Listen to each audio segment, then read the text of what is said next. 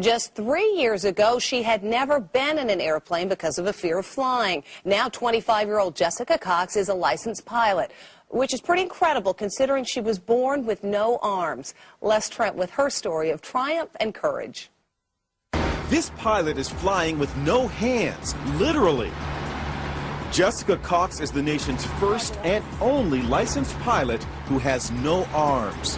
When I tell people that I'm a pilot, they're like, what? Jessica was born without arms, but she can do almost everything with just her feet, from putting in her contacts to texting her friends on her cell phone, even playing the piano.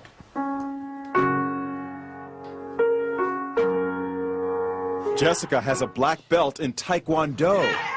She makes a living as a motivational speaker, but always had a fear of flying.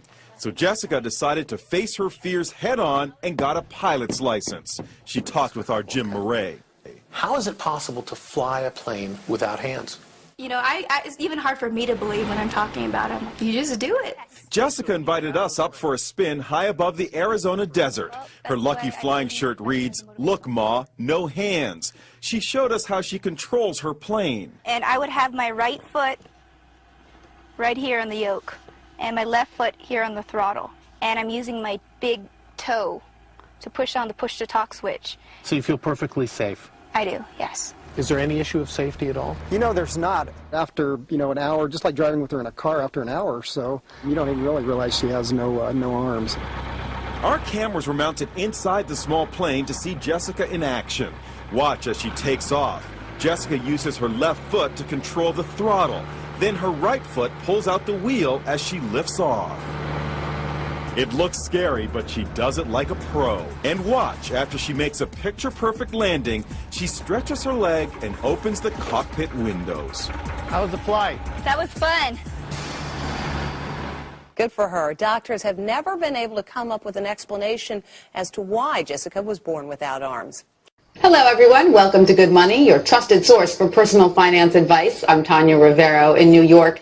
Ever wonder what it would be like to work from home? With advances in technology, more and more people are looking for home-based jobs that could easily give them the flexibility of setting their own hours and perhaps find a better work-life balance. It enables you to run your own business, be your own boss, but with the backing of another company that's there because you're selling their products or their services. Wouldn't it be nice if your commute consisted of stepping to the kitchen for a cup of coffee, then into your home office? Well, thanks to the internet, plenty of people do it daily. Best commute in town. Very short. Takes me about 30 seconds. We get to choose our own hours. It allows me to have the flexibility to do things with my wife and my daughter. So there are real work-at-home jobs out there. There is opportunities to work at home. You just need to find out what type of an opportunity you're best suited for and research it and pursue it. For Money Talks, I'm Stacy Johnson. If you take a look at this 40-year run on the dollar is designed economically to lose money every single year. So why would you save something that loses money every year? And what this means for somebody on retirement plans is that after you retire, the value of your dollar goes down and your cost of living keeps going up. To my rich dad, that was bad advice and made no sense. Again, it was different value. The important diagram my rich dad showed me when I was a little boy was a diagram known as a cash flow quadrant. And the quadrant is made up of the 4 different people who make up the world of business. So my rich dad said, in the world of business, there's E's. And E's stand for employees. An employee, he says, you can always tell who they are by their core values. And what the employee, whether the president or the janitor of a company, will always say the same words. The words are, I'm looking for a safe, secure job with benefits. That's what makes them an employee, because their core values are security. The other one of the 4 is the S, or the small business owner or the self-employed. And again, their core values will cause them to use the same words, which are, if you want it done right, do it by yourself. S means they're also solo. They're generally one-person act, or they operate by themselves. On the right side of the quadrant are the B's. And what Rich Dad said the B stood for was big business, or like Bill Gates. Forbes defines big business as 500 employees or more. And their words are different. They say, I'm looking for a good system, a good network, and the smartest people I know to help run my business. So they're unlike the S. They don't want to run the company by themselves. They want smart people to run their companies for them. And then the fourth of the quadrant is the I, and I stands for investor. These are people who have money work hard for them. These people are people who have people work hard for them. And these are the people that work hard for the rich here. So early on in my life, it was my poor dad who always said to me, you know, Robert, go to school and so get a high-paying job. And so my poor dad's core value was to be an employee. He wanted job security, promotions, a steady paycheck, and all this. And so it was my rich dad who said to me, he says, you know, Robert, if you really want to be rich, learn to build businesses. It made more sense to him to work hard to build a business, something you owned, and something you could pass on for generation to generation to your kids. Whereas my poor dad said, work hard, but my rich dad said, why would you work hard for something you'll never own and you can get fired from right away? Again, that was the difference in values. So my rich dad suggested I learn how to be a business owner and learn how to be an investor. And that's one of the big differences. On this side of the quadrant, these people here work for security. They work for money also. On this side over here, their key value that they want is they want freedom. They don't want to have to work at a job anymore. They don't want to have to work for the rest of their lives. So the beauty of building a business and learning how to invest is very simply that this is passive income. You work hard for a few years, but possibly for the rest of your life, income keeps flowing to you. Of all the businesses out there, which type do you choose? One of the reasons I consider a direct selling business a perfect business is very simply because the company will work with you to get the business skills that make you rich. Always remember that it's not money that makes you rich, it's business skills. And that's why it's a perfect business. They'll take as long as you like to get the skills to make the money. And that's a lifetime skill thing. The other part about it is the low startup cost. You know, where else can you get in for under $500 and get these skills?